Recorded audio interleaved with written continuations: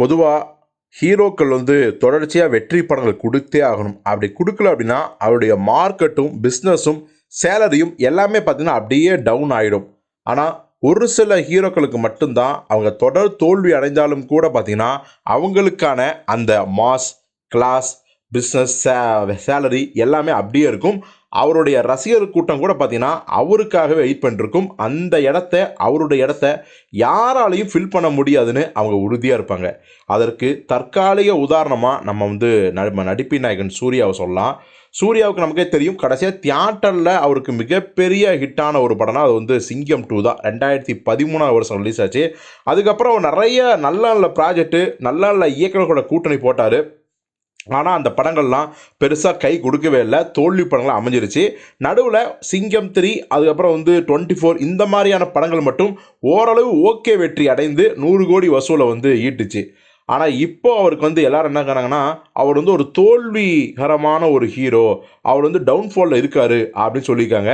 அதற்கு கலைப்புலி தான் அவர்கள் பார்த்தீங்கன்னா ஒரு சமத்தியான பதிலடியை கொடுத்துருக்காரு. ஏன்னா அவர் தான் வெற்றிமாறன் இயக்கத்தில் சூர்யா நடிக்கிற வாடிவாசல் படத்தை பிரம்மாண்டமாக தயாரிக்க போகிறாரு.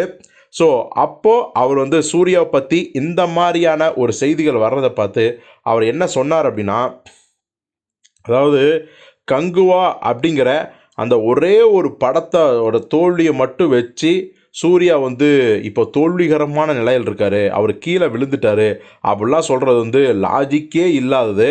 அவர் நடித்த ஜெய்பீம் ஆகட்டும் சூரரை போற்றாகும் மிகப்பெரிய வெற்றி அடைந்தன. ஆனால் துரதிர்ஷ்டவசமாக அதெல்லாம் ஓடிடியில் போயிடுச்சு. ஆனால் ஓடிடியில் கூட பார்த்திங்கன்னா அதிகமான வியூஸ், அதாவது அதிகமான பார்வையாளர்கள் அந்த படங்களை பார்த்து கொண்டாடினாங்க.